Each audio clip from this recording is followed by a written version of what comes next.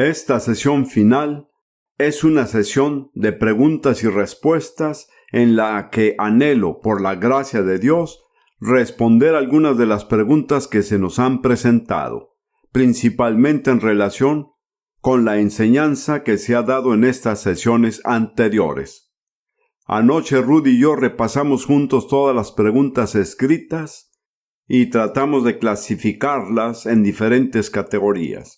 Nos enfocamos en aquellas que mostraban obviamente áreas donde la gente necesitaba más aclaraciones. Y así creo que tenemos 4 categorías que se las leo y que son de esperarse. La primera es la predestinación. La segunda es acerca de cuando los cristianos organizan demostraciones, protestas, marchas, etc., especialmente en relación con el aborto. La tercera tiene que ver con Israel. Y luego hay una cuarta que es variada. Y también 2 preguntas de mi bosquejo que se me pidió diera mi respuesta, así que con la ayuda de Dios podremos hacerlo. Iniciemos ahora con la predestinación. Y no me sorprende, ya que es probablemente una de las áreas más difíciles de la verdad cristiana. Tiene que entenderse completamente y es causa de división. Le diré desde ahora que no estoy de acuerdo con las interpretaciones de la Biblia que toman una parte de lo que Dios dice para contrarrestar el significado de otra que ha dicho. Creo que debemos tener un método de interpretación que tenga cabida para todo lo que Dios ha dicho y no usar una declaración de las Escrituras para contradecir otra. A veces simplemente tenemos que llegar a un punto de humildad y decir: Dios, creo todo lo que has dicho, pero no estoy seguro cómo relacionar todo exactamente. No creo que eso sea un problema para cualquiera de nosotros. Es más, si creyéramos que podríamos entender todo el consejo del Dios eterno y omnipotente, sería una cosa ridícula. Estemos agradecidos por cualquier medida de comprensión que Él nos dé. He aquí la primera pregunta: ¿cómo nuestra predestinación divina influye la manera en que debemos orar por los que no son salvos? ¿Qué beneficio hay en orar por la salvación de aquellos que no pueden o no quieren aceptar? Y entonces, ¿es una conclusión bíblica correcta decir que fuimos predestinados para elegir? ¿La predestinación es un don de Dios? ¿Y si el libre albedrío coexiste? Y luego, ¿Dios arregla las circunstancias para que seamos presionados a aceptar su voluntad? Considerando la soberanía de Dios, ¿de qué nos sirve el libre albedrío? Podrán ver que todas se encuentran esencialmente en el mismo tema. Y luego, las Escrituras nos dicen que Dios quiere que todos sean salvos. Efesios 4 habla de que hemos sido elegidos en Él antes de la creación del mundo. Cuando se habla de la elección de Dios, ¿creen que Él elige quién lo seguirá? Así que en realidad todo se centra en la tensión entre el libre albedrío y la predestinación. Y ambos están muy claramente establecidos en el Nuevo Testamento. Si creemos en todo el Nuevo Testamento, tenemos que creer en ambos, incluso si no vemos cómo se interrelacionan. Históricamente, la Iglesia ha tendido a adoptar un camino que a veces he comparado con el de un ebrio caminando por la calle. Primero se tambalea en una zanja, se cae en la zanja, sale de ahí, de la zanja, se tambalea un poco más y cae en la zanja del lado opuesto de la calle, y luego sale de ella, pero no camina firme quedándose en el centro del camino. Así que hay quienes enfatizan el libre albedrío a la exclusión de la predestinación, y hay quienes enfatizan la predestinación a la exclusión del libre albedrío. Probablemente escuchó del calvinista que se cayó de las escaleras y se rompió una pierna y dijo: bendito Dios que por fin pasó.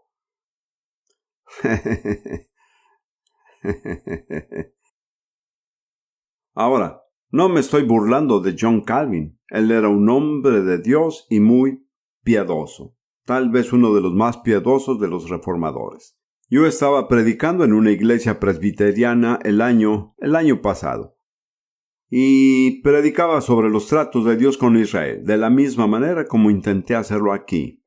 Y el pastor, quien obviamente era un calvinista, dijo después de mi mensaje: John Calvin estará danzando en el cielo esta noche. Esa fue una de las cosas más agradables que se haya dicho de mis prédicas. Así que creo en la predestinación, pero también sé que tengo libre albedrío. Y la Biblia lo confirma. Soy responsable de las decisiones que tomo.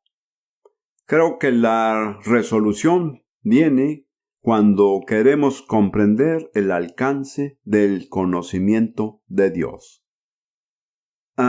Recientemente me he sentido inundado por la revelación del conocimiento de Dios. No tiene medida. Es ilimitada. No hay nada que Dios no sepa. Él sabe cuántos cabellos hay en cada cabeza aquí en este auditorio en este momento. Ninguno de nosotros sabe cuántos cabellos tenemos en la cabeza, pero Dios sí. Y luego, si multiplicamos por 5,000 millones de personas en el mundo de hoy, Dios sabe cuántos cabellos hay en cada cabeza, cabezas chinas, rusas, estadounidenses. Él sabe la cifra. Dios también está muy atento a los detalles. Jesús dijo que ni un solo gorrión cae a tierra sin que el Padre lo permita. Un predicador dijo que Dios se toma el tiempo para asistir al funeral del gorrión. Su atención está en el detalle. Y también creo que, y esto es algo que pueden considerarlo, si hay algo que conocen completamente ahora, si ustedes lo conocen completamente, conocen todo su pasado y conocen todo su futuro, el conocimiento total de cualquier cosa o cualquier persona en cualquier momento le da acceso al pasado y al futuro total. Así que creo que Dios sabe todo lo que va a pasar. Me alegra que así sea, ya que tiene el control total. Si hubiera cosas que iban a suceder y que Dios no sabía, puede que no tenga el control. Dios nunca tiene emergencias. Está consciente de lo que ocurre, sabe qué rumbo tomará nuestras vidas y en la historia humana. Pero no nos hace actuar a la fuerza. ¿Puede aceptar esto? Porque nos conoce íntimamente. Sabe cómo reaccionaremos en cada situación. Él sabe las elecciones que haremos. Pero Él no nos obliga a tomar esas decisiones. Estaba pensando en un ejemplo que no sé si compartirlo, pero igual haré el intento. Esto es solo en términos humanos. Había un cristiano rico y comprometido, que se acercaba al final de su vida y tenía 2 hijos, Jaime y Guillermo, con el debido respeto a todos los que están presentes. Y quería que la mayor parte de su patrimonio fuese utilizada para el reino de Dios. Pero ninguno de sus 2 hijos eran creyentes. Pero en su testamento indicó a cierto evangelista para que predicara el sermón en su funeral. Y sabía que sus 2 hijos estarían ahí. Incluso redactó su testamento teniendo en cuenta lo que sabía de sus 2 hijos. Así que, cuando el evangelista predicó, Jaime, el mayor, no respondió. ¿Cómo dije que se llamaba el otro? Guillermo. Respondió, entregó su corazón al Señor y se convirtió. Y luego, cuando abrieron el testamento, descubrieron que la gran parte de la herencia había sido distribuida a Guillermo. Aunque en el momento en que se redactó el testamento, Guillermo no se convirtió. Así que el padre sabía exactamente cómo responderían sus 2 hijos en una situación dada y formó su plan en base a eso, pero él no obligó a su hijo a ser salvo. De hecho, ya ni estaba presente en el mundo cuando su hijo fue salvo. ¿Les ayudó algo este ejemplo? Si no les sirvió, no dejen que les confunda. Pero creo que esta es la clave. Me he sentido tan maravillado al contemplar el conocimiento total de Dios en cada persona de cada situación, es decir, hasta un pequeño microbio, la bacteria más pequeña. Él sabe lo que están haciendo. Ese es uno de los secretos de la sanidad. Él sabe exactamente la condición total de nuestros cuerpos y sabe cómo tratar con dicha condición. Bueno, eso es lo mejor que puedo hacer para explicarlo. Ahora llegamos a lo que probablemente se podría decir es un poco polémico. Todo el mundo sabe que nunca entro en la polémica. Tiene que ver con los cristianos que básicamente participan en demostraciones y otras manifestaciones similares contra el aborto. Permítanme decir en primer lugar, creo que el aborto es un crimen terrible.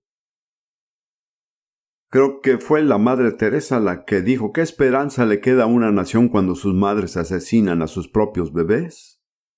Y aprendí al tratar con las personas y ayudándolas a la liberación de que Dios clasifica el aborto como un asesinato. Pero permítame decirlo rápidamente, en caso de que aquí haya alguien con preocupación, si cumplen con las condiciones de Dios, Él les perdonará y les limpiará de su culpa. Así que estoy totalmente en contra del aborto. Cuando hablé sobre la Iglesia y su relación con el Imperio Romano, dije que no hacían demostraciones, que no organizaban marchas, hasta donde sé. Al parecer no utilizaron ninguna forma de propaganda disponible. Lo que pretendía transmitir es que hay medios disponibles para la Iglesia que ningún gobierno puede retener, ningún dictador puede impedirnos usarlos. Y son los más eficaces. Yo diría que esos medios son y siguen siendo hoy la oración, el testimonio y la predicación de la palabra de Dios. Quiero enfatizar el testimonio, porque creo que lo que destronó al Imperio Romano más que cualquier otra cosa fue el testimonio de miles de cristianos de diferentes niveles sociales, diferentes orígenes raciales, todos diciendo que Jesús les cambió la vida, que Él vive. Y creo que finalmente ese impacto rompió esa estructura monolítica del Imperio Romano. Lo digo porque creo que nosotros como cristianos debemos volver a poner énfasis en el testimonio personal. Aquí se ha hablado de sembrar semillas. En muchas ocasiones hay la oportunidad de sembrar una semilla que nunca verán germinar. Pero alguien más vendrá cuando esa semilla comience a crecer y cosechará lo que haya crecido de ella. Ahora, con referencia a lo de organizar marchas y protestas, y creo que será mejor que les lea lo que dice aquí. Al someterse al gobierno, ¿debería el antiabortista impedir físicamente que la mujer aborte? Realmente no sé cómo puede prevenir físicamente que las mujeres aborten, pero diría que el cristiano no debería recurrir a la violencia física, en mi opinión. Eso no va en línea con toda la enseñanza del Nuevo Testamento. Pero no creo que esa sea realmente una pregunta práctica, de en cierto modo, porque no sé cómo por medio de la violencia física se puede evitar que una mujer aborte. Otra pregunta dice: Jesús nos dijo que nos ocupemos hasta su regreso. Entiendo que la palabra ocupar en este sentido tiene una connotación militar. Pienso que es un error. Busqué la palabra en el Nuevo Testamento en griego y tiene una connotación comercial. Jesús habló acerca del amo en la parábola en Lucas 19 y le dio 10 minas o 10 libras, una para cada sirviente, y les dijo: ocúpate, haz negocios con ellos, haz que se multipliquen hasta que regrese. Así que creo que una analogía militar no es apropiada exactamente. Otra pregunta: ¿hasta qué punto podría justificarme como cristiano para luchar contra tales cosas como el aborto, falsedades en la prensa, mala información, la violación de mis primeros derechos como cristiano, la pornografía, etc. Yo pienso que el cristiano tiene derecho a hacer todo lo que es legal. No es un tema de tener o no el derecho a hacerlo, es una cuestión de lo que funciona mejor. Y aquí solo voy a ofrecer mi opinión. Creo que a veces las manifestaciones agresivas o pacíficas, y alguien dijo lo mismo en una de estas preguntas, y no producen, son contraproducentes. Como resultado, todo lo que ha sucedido y la culpa no cae exclusivamente en manos del cristiano. Básicamente, en Estados Unidos es una nación polarizada. Todo el mundo está a favor o en contra del aborto, a favor de la vida o el aborto. Lamento que esto sea así, porque creo que hay muchas personas que estarían a favor de Jesús si tuvieran la oportunidad. Yo me pregunto a cuántas personas que están a favor del aborto se les ha presentado el Evangelio.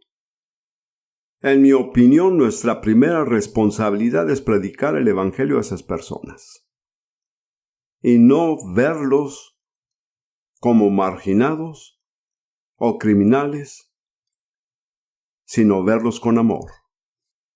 Me parece que hay cierta falta de amor en algunas partes. Permítame darles lo que viene siendo un testimonio sobre mi programa de radio, que se escucha, como les he dicho, en la mayor parte del mundo, y en un momento, no estoy seguro de que sea cierto o no, fue transmitido en inglés desde Manila, en Filipinas. Había una señora, no diré su nombre, que era feminista militante, lesbiana y marxista. Y digo militante porque ella y sus asociados estaban comprando pistolas para disparar. Y ella se encontró con algunos de sus asociados en un pequeño barco en el mar de China. No sé a qué iban allí, no es asunto mío. Y una tormenta comenzó a caer. Los otros pocos que estaban en el barco le dijeron: escuche, ve a la bodega, enciende la radio y averigüe cuál es el informe meteorológico. Encendió la radio y escuchó el programa radial Hoy con Derek Prince. Y ahí se salvó, en la bodega de aquel barco, con un mensaje, con una parte del mensaje.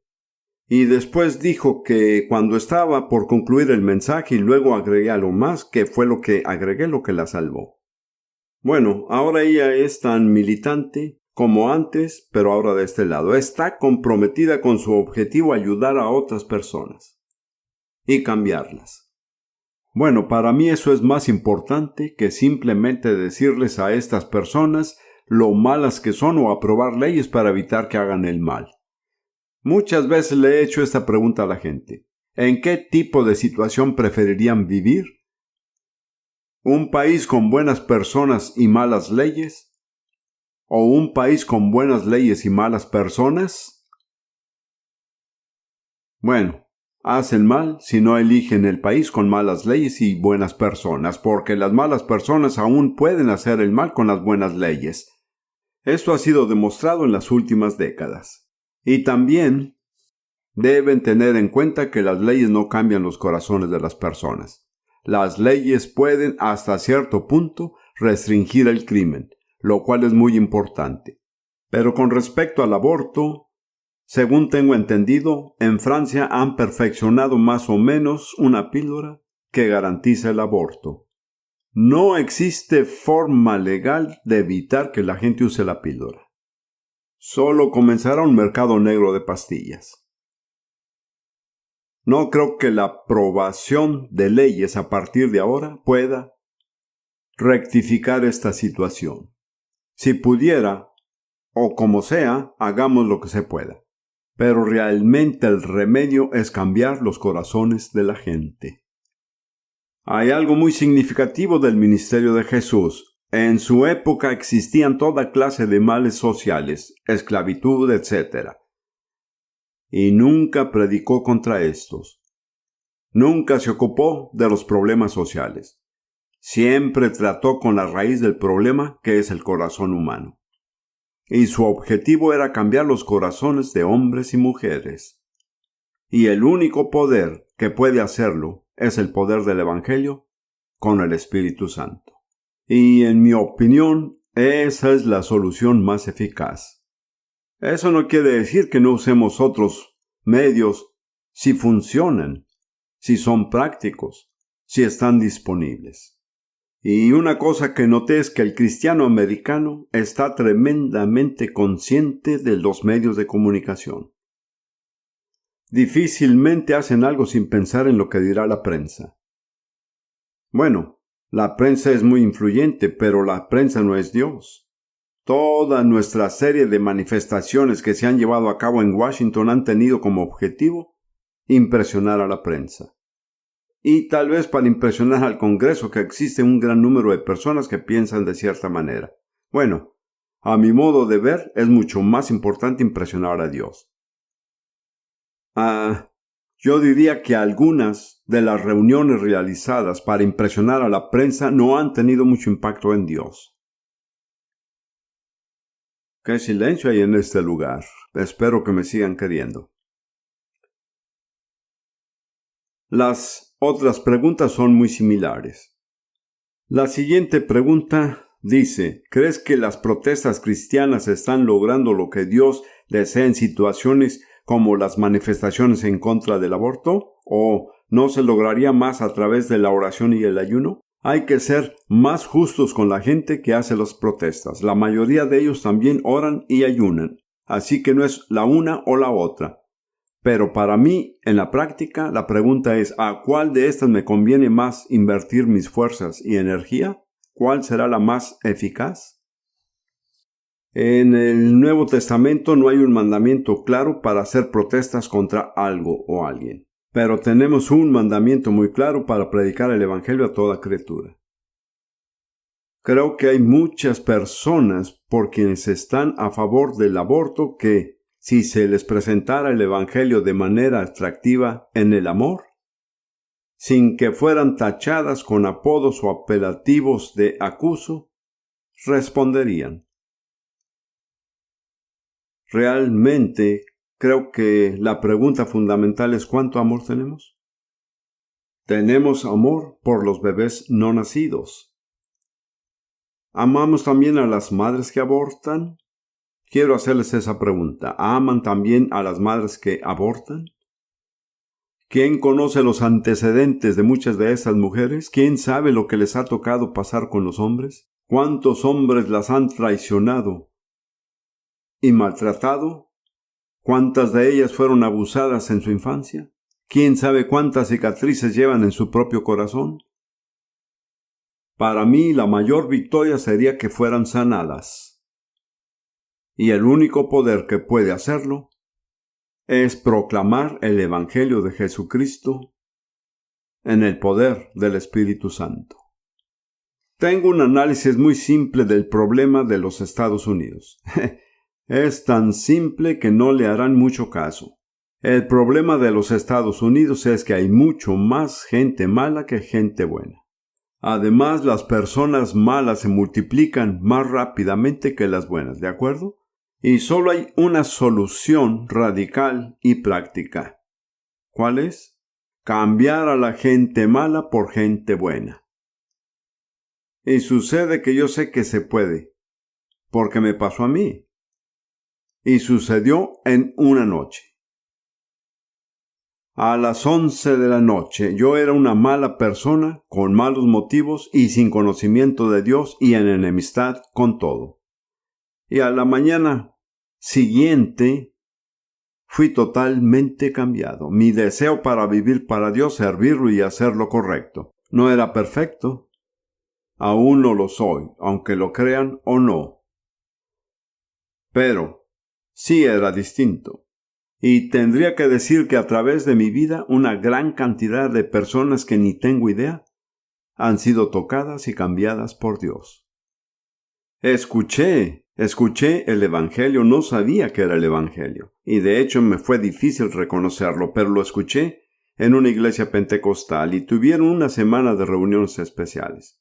Al final, solo una persona alzó la mano. ¿Quién creen que fue? Yo. Y se lamentaban de que el resultado fuera tan decepcionante. Que lo entiendo, pero tengo algo que decir, sin jactarme. Desde entonces y hasta ahora millones de personas han sido tocadas por el Evangelio por medio de aquel joven que no les satisfacía. ¿Ven lo que estoy tratando de mostrarles? Podemos ir a la raíz del problema cuando nadie más puede hacerlo. La prensa no puede hacerlo, el gobierno no puede, los legisladores no pueden. Nosotros tenemos la respuesta. Cuando comencé mi programa radial hace poco más de 10 años, se proclamaba la palabra que estaba en mi corazón. Siempre me he considerado como un maestro, que enseña sistemáticamente versículo por versículo, línea por línea. Pero algo me impulsó a pensar que necesitaba proclamar la verdad. Siempre sentí que tenía que explicarla. Tuve la impresión de solo proclamarla y dejar que el Espíritu Santo se ocupe de explicarlo. De los miles de casos está la mujer que mencioné. Lesbiana, feminista, agresiva, dura. Y ella se salvó, no por muchas explicaciones, no por varias discusiones, sino por el impacto de la palabra de Dios. Así lo veo yo. Así es como lo siento.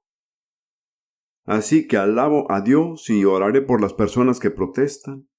Los apoyaré y ciertamente admiro su compromiso, su dedicación, su celo y su preocupación por los no nacidos.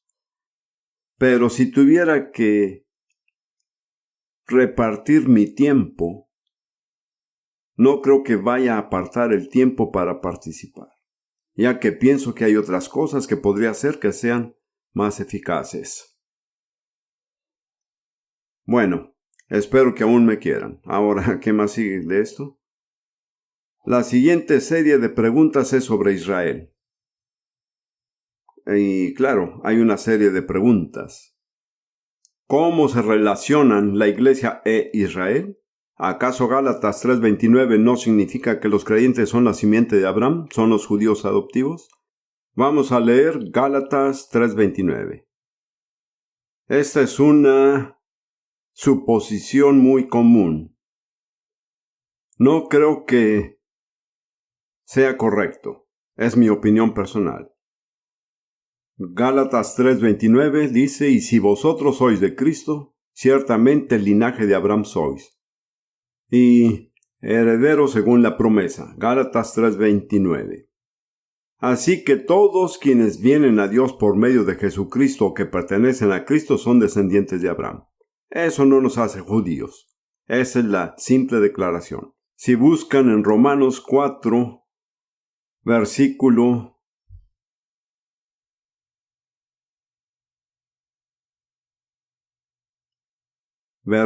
17. Hablando de Abraham y citando el libro de Génesis.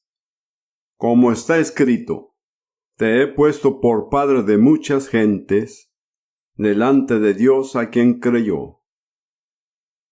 Entonces Dios hizo a Abraham padre de muchas naciones. En hebreo, Gojim. No tan solo es el padre del pueblo judío. Él es el padre de muchos Gojim que han llegado a creer en Jesucristo. El hecho de que soy un creyente en Jesús me hace descendiente de Abraham, pero no me hace judío. Se les ven caras muy desconcertadas en algunos de ustedes.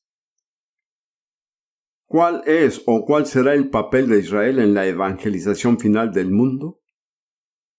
¿Es el deber exclusivo de la Iglesia la evangelización mundial o hay un aspecto reservado para Israel que reconoce a su Mesías y que la Iglesia no ejecutará? Esa es una pregunta muy inteligente y no puedo dar una respuesta definitiva y determinante. Les doy mi opinión y y aunque estén en desacuerdo conmigo, aún así pueden llegar al cielo.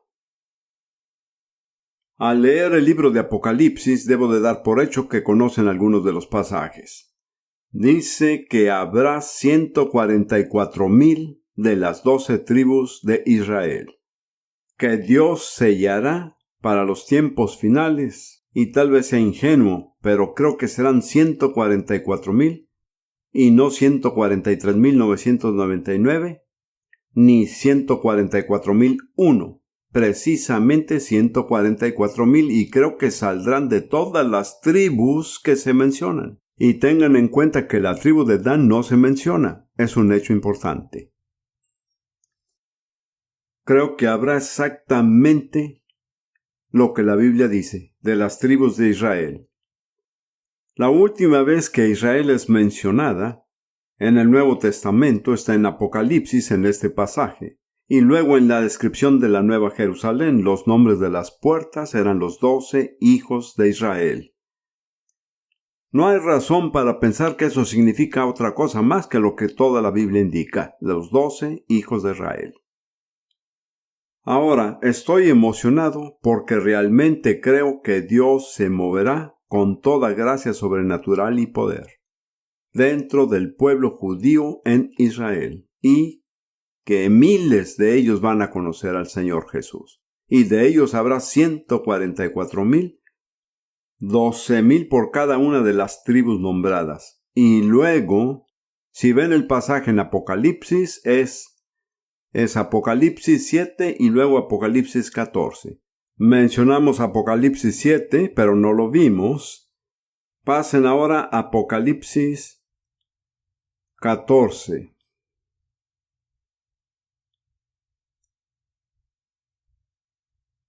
Y dice así: después miré, y aquí el Cordero estaba en pie sobre el monte de Sión, y con él 144,000 que tenían el nombre de él y de su padre escrito en la frente. A mí me parece probable que los 144,000 del capítulo 7 y los 144,000 del capítulo 14 son los mismos individuos. Me parece razonable. Entiendo que todos ellos han dado sus vidas como mártires. Por eso están con el Cordero en el monte Sión. Son un grupo muy especial de personas. Dice que no había engaño en sus bocas. Eso los hace israelitas muy especiales. Así como Nataniel fue muy especial cuando vino a Jesús. He aquí un verdadero israelita en quien no hay engaño. Esa es la marca de un verdadero israelita. Mientras que en el tiempo de Nataniel hubo uno, para el final de los tiempos habrá 144,000. Tengo que evitar el entrar en demasiados detalles, pero cada uno tenía el nombre de Jesús y el nombre del Padre en la frente. Como ven, son lo contrario para el anticristo, que insistía en que su nombre esté en la frente o en la mano de todo aquel que está sometido bajo su dominio. Y en general al anticristo no le importa si lo tienen en la mano o en la frente, siempre y cuando lo tenga uno. Pero Dios solo lo pondrá en la frente, porque Él quiere su mente. Él quiere su entrega voluntaria, sometida con fe. Ya me prolongué mucho en esto. Vamos a regresar a Apocalipsis 7.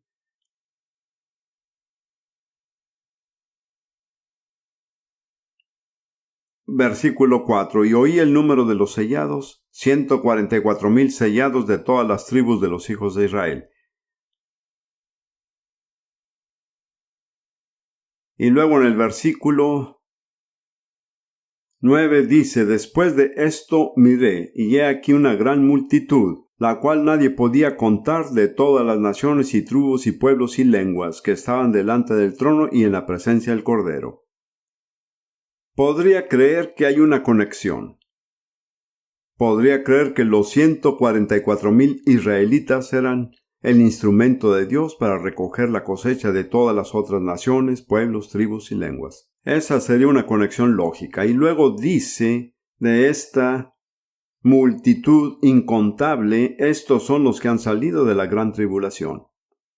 Así que, ya sea que Les guste o no, esta era presente va a terminar con una gran tribulación.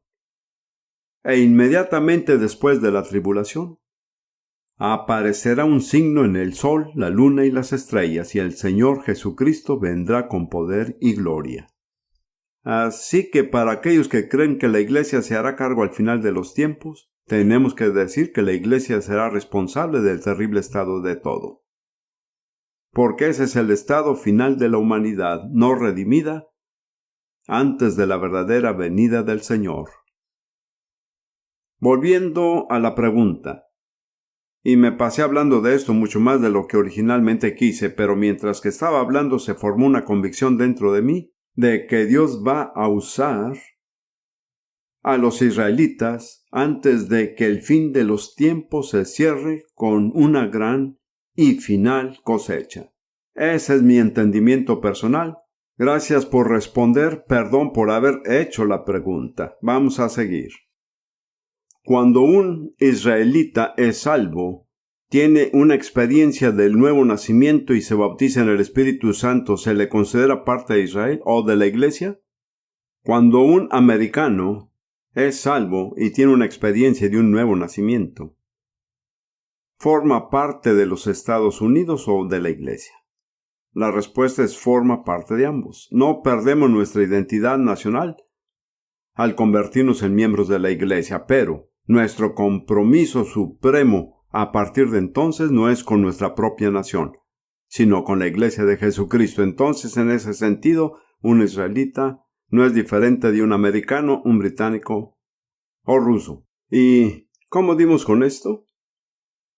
Bien, esta es una muy buena pregunta que debí contestarla. Tiene que conocer un poco el Nuevo Testamento en el gran concilio que vemos en Hechos 15 para decidir qué hacer con los gentiles que creían en Jesús. ¿Lo recuerdan? Es muy interesante ya que se dieron vuelta los papeles. Los gentiles ahora están decidiendo qué hacer con los judíos que se hacen creyentes en Jesús. Y las asambleas de Dios en este país tuvieron una reunión de consejo para determinar qué hacer con los creyentes judíos. Finalmente uno de los altos líderes se puso de pie y dijo, bueno, no tenemos ninguna opción. Hace 19 siglos nos aceptaron, ahora hay que aceptarlos a ellos. Luego se decidió que había 4 cosas que solo se impondrían a los creyentes gentiles. No se les requirió seguir la ley de Moisés, ni fueron obligados a ser circuncidados, pero estas 4 cosas, porque ha parecido bien al Espíritu Santo y a nosotros no imponeros ninguna carga más que estas cosas necesarias, que os abstengáis de lo sacrificado a ídolos, de sangre, se refiere a comida que tenga sangre, de ahogado es el mismo requisito, ya que aún después de ahogar al animal le queda la sangre por dentro, y de fornicación. Y noten que comer alimentos con sangre se coloca exactamente al mismo nivel que la inmoralidad sexual, y creo que se aplican. Esos son los únicos requisitos de la ley de Moisés que se aplican a todos los creyentes gentiles, incluso hasta ahora. ¿Los leo de nuevo? Será mejor que sí. Abstenerse de alimentos sacrificados a los ídolos, de comer sangre, de carne de animales estrangulados y de la inmoralidad sexual. Y otra, cuando usted habló de los descendientes de Isaac e Ismael, ¿será incluida parte de la simiente de Ismael como el Israel de Dios? ¿Y se les considera como verdaderos judíos? La respuesta es definitivamente no. Pero todos los descendientes de Ismael que creen en el Señor Jesús y su muerte en sacrificio se convertirán en parte del cuerpo de Cristo. Bendito sea Dios. Y por cierto, creo que también entre ellos va a haber una gran cantidad que vuelvan al Señor. Y si piensan que Rudy y yo tenemos prejuicios, nuestro principal esfuerzo es hacer que mi programa de radio se transmita al árabe para que alcance a los árabes del Medio Oriente, que formulan la parte más grande de la humanidad que no ha sido alcanzada.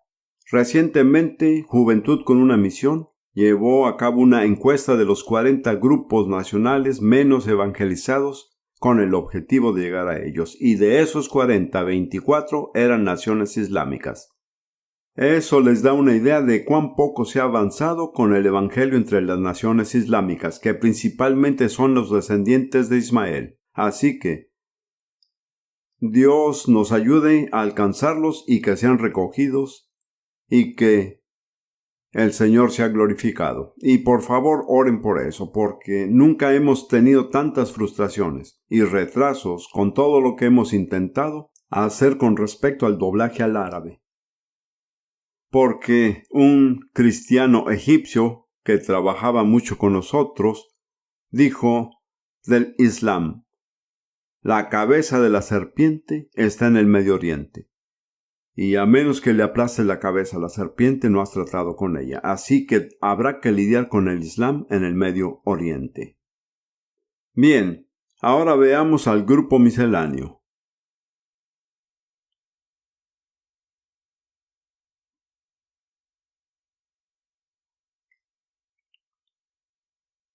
Tiene la iglesia local el derecho de establecer reglamentos para la membresía, como abstenerse del consumo de alcohol, etc. Esta es una pregunta muy buena e importante. Tenemos que distinguir las reglas de dos maneras. Las reglas para lograr la justicia con Dios han sido descartadas. Nadie logra la justicia con Dios al seguir las reglas. Es solo por la fe en Jesucristo, su muerte expiatoria y su resurrección. Por otro lado, una vez que hayan sido justificados, seguirán las reglas apropiadas. Y esa será la expresión de su justicia. ¿Lo entienden? La justicia de Dios no hace rebeldes. Hace que las personas obedezcan las reglas apropiadas. Y tiene que haber reglas en la vida. Una familia tiene que tener reglas. De lo contrario, se quiebra. Muchas familias en esta generación se han destruido precisamente porque no hay reglas, y por los padres que renuncian a sus responsabilidades. Y la iglesia necesita tener reglas. La gente necesita conocer sus límites, qué se me permite hacer, qué no se me permite hacer. Y tienen que hacerse en esencia por un consenso de la gente. Esto es lo que defendemos, así nos comprometemos a vivir. Pero mantener esas reglas no lo hace justo. El problema es que de una iglesia a otra y de una denominación a otra ha establecido sus reglas y luego la gente tiene la impresión de que seguir esas reglas las hace injustas. No es así. En realidad, las reglas se convierten en una barrera porque el bautista dice: conservamos nuestras reglas, estamos en lo cierto, los católicos no siguen nuestras mismas reglas, no podemos tener comunión con ellos. Sin embargo, sugiero que las reglas sean lo más simple, tan básicas y tan pocas como sea posible.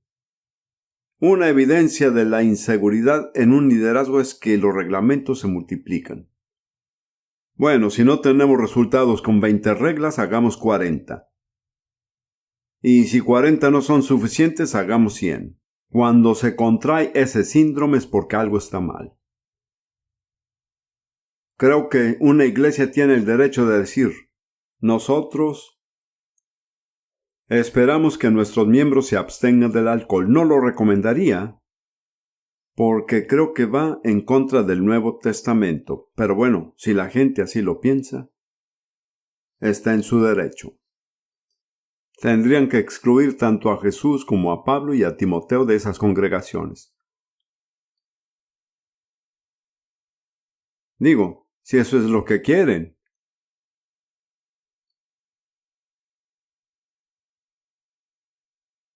Pienso que debería haber reglas de vestimentas, pero como ya les dije, manténganlo simple. No nos hagamos la vida más complicada sin necesidad. Y tengamos en cuenta que la regla principal es amarnos unos a otros. Amén. Bien. Sigo sano y salvo y no me han apedreado. Por favor, pídale al hermano Derek que responda a las 2 preguntas de la página 20. Lo haré al final. Esas son 2 preguntas que dejé.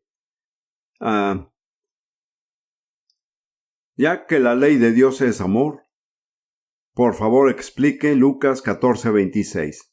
Esta es una buena pregunta. Si alguno viene a mí y no aborrece a su padre y madre y mujer e hijos y hermanos y hermanas y aún también su propia vida, no puede ser mi discípulo. Así que he dicho que el amor es la ley de la vida cristiana. No fui yo el primero que lo ha dicho. Pablo lo dijo antes que yo. Y luego están estas palabras de Jesús: no puedes ser mi discípulo a menos que aborrezcas a tu padre, tu madre, tu esposa, tus hijos, tus hermanos y hasta tu propia vida. Ahora, las palabras amor y odio se usan de diferentes maneras en el Nuevo Testamento.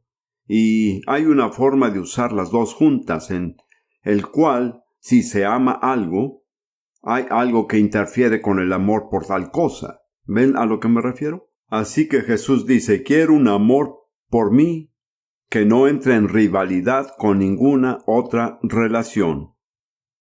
Si tu padre tiene prioridad sobre mí, tienes que odiarlo. Si tu esposa tiene preferencia sobre mí, tienes que odiarla. Si tu esposo tiene prioridad sobre mí, tienes que odiarlo. Pero, como ven, además dice: y también tu propia vida. Su propia alma egoísta, que la defino como la voluntad, el intelecto y las emociones. Así que lo que tienen que decir es: dejo mi voluntad, dejo mi intelecto, dejo mis emociones. Si en algún momento entran en conflicto con la voluntad de Dios para mi vida, las odiaré. No dejaré que nada se interponga entre mí y mi compromiso de lealtad a Jesús. Espero que les haya ayudado. Ahora esta pregunta, que está muy buena. Es un poco larga, pero haré el intento de leerla. Me sorprende que pueda estar leyendo sin mis anteojos. No creí que pudiera hacerlo. Parece ser que en el capítulo 15 de Romanos casi entramos en un tema que podría compararse a una situación de ética. Es decir, se nos pide que nos comportemos según lo que creemos podrían ser las consecuencias de nuestro comportamiento. Por otro lado, Dios quiere que nuestro comportamiento se base en principios, sin tomar en cuenta la necesidad o la consecuencia, más bien actuar en base al principio bíblico y practicarlo. Por ejemplo, su marido hace algo malo pero lo respeta. Déjeme ver dónde estamos ahora. Digamos que en cierta manera es deshonestidad. O necesitas unas llantas nuevas, pero das el diezmo como siempre y manejas con las llantas viejas. Vienen siendo ejemplos de principios, ¿se entiende? ¿Sí se entiende? Me parece que este capítulo, el capítulo 14 y 15, nos está pidiendo que nos comportemos con amor, sabiduría, sensibilidad y discernimiento de situaciones individuales. Pero, ¿en qué se diferencia esto de la situación de ética y principios de comportamiento basados en la Biblia? ¿Entienden lo que dice? Una pregunta muy sensata. Romanos 14 y 15 dice: considera a tu hermano. No hagas aquello que pueda ofender a tu hermano. Pero, ¿cómo se relaciona eso a los principios de la palabra de Dios y con un compromiso sin reservas? La respuesta es que Romanos 14 y 15 solo hablan de dos tipos de problemas. El primero es la observancia de los alimentos y el otro es la observancia de ciertas fechas. Así que los principios de Romanos 14 y 15 no se aplican a todas las situaciones, sino solo a esas dos áreas particulares de comportamiento. Y Pablo dice que en estas dos áreas accedan a las opiniones de sus hermanos, consideren sus prejuicios y actúen de tal manera que no lo ofendan innecesariamente. ¿De acuerdo? Parece que nos falta poco tiempo. Pídanle por favor al hermano Derek que responda a las dos preguntas finales de la página 20 de la guía de estudio. Ya las respondí. Me está entrando la duda por haberlas incluido. Pregunta número 1. ¿Qué fue lo que agradó a Dios en Jacob? ¿Qué fue lo que odió en Esaú? Tienen que recordar lo que les enseñé. Pero les doy mi opinión. Es una pregunta muy importante. Tengo una serie de mensajes de radio llamados si quieres lo mejor de Dios, también está en folleto. Será mejor que lo recapitule. Ya ven, lo interesante es que para los estándares de hoy, Esaú era el bueno y Jacob, como dije, era el mezquino. No estoy justificando el trato que Jacob le dio a su hermano, por lo que pagó un alto precio. Pero, en primer lugar, leamos acerca de Esaú, ya que la imagen de Esaú, según las Escrituras, es muy diferente de lo que tenemos nosotros. En Hebreos 12, versículo 15. Mirad bien, no sea que alguno deje de alcanzar la gracia de Dios, que brotando alguna raíz de amargura os estorbe, y por ella muchos sean contaminados. Y aquella raíz de amargura de la que habla se refiere a un individuo, que no haya nadie entre ustedes que tenga esa descripción. Y luego dice, no sea que haya algún fornicario o profano como Esaú, que por una sola comida vendió su primogenitura. Así que pusieron a Esaú en el mismo grupo de los inmorales y los impíos. ¿Por qué? Por despreciar su primogenitura.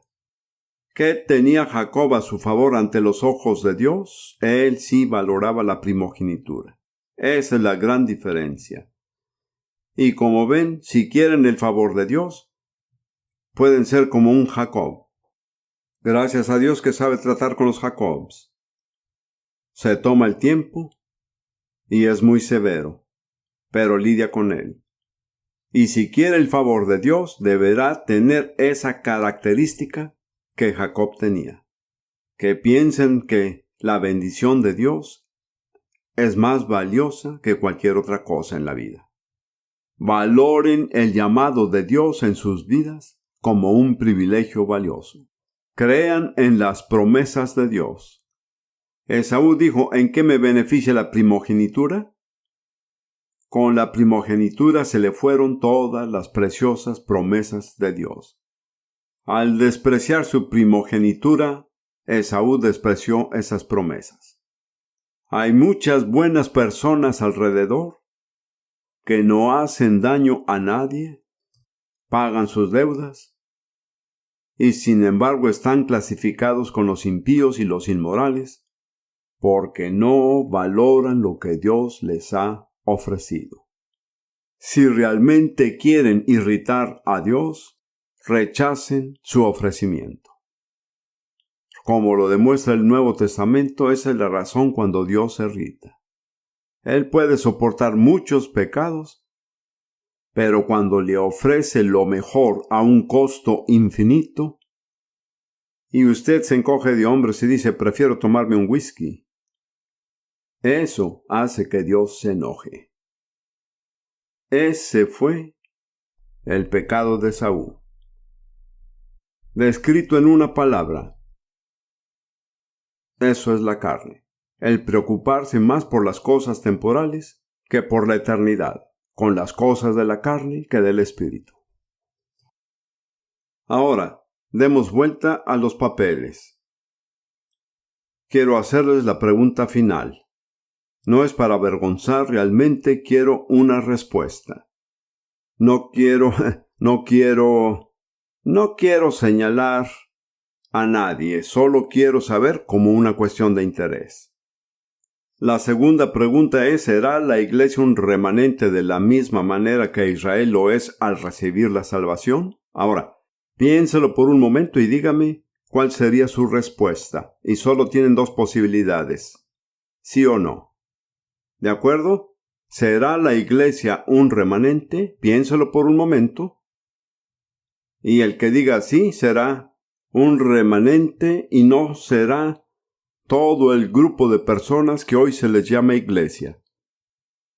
Póngase de pie si esa es su respuesta. La iglesia será un remanente. Bien. Dense vuelta los del frente y miren hacia atrás. Y no es con el fin de avergonzar a los que no están de pie, pero sí me sorprende. Debo decir que estoy de acuerdo con ustedes. Pueden sentarse, gracias. Pienso que así será. Déjenme leerles algunos versículos de Mateo 24. Esta es la escritura final, Mateo 24. Comenzando con el versículo 9 y siguiendo hasta el versículo 14. Entonces os entregarán a tribulación y os matarán, y seréis aborrecidos de todas las gentes por causa de mi nombre. ¿Quiénes son os? Ustedes y yo, así es. Muchos tropezarán entonces y se entregarán unos a otros y unos a otros se aborrecerán. ¿Quiénes son los muchos? Los cristianos, así es. Y muchos falsos profetas se levantarán y engañarán a muchos. Versículo 12. Y por haberse multiplicado la maldad, el amor de muchos se enfriará. Ahí la palabra amor es la palabra agape, usada normalmente por el cristiano. Y luego dice, mas el que persevere hasta el fin, éste será salvo. Así que ahora son salvos. Pero para permanecer salvo, tienen que perseverar hasta el final. ¿No es así? Y en medio de todo esto está el versículo 14. Y será predicado este evangelio del reino en todo el mundo para testimonio a todas las naciones. Cuanto más sea la presión contra nosotros, mayor es la urgencia de proclamar el evangelio del reino. Que Dios los bendiga. Gracias por ser tan cooperativos, atentos y maravillosos.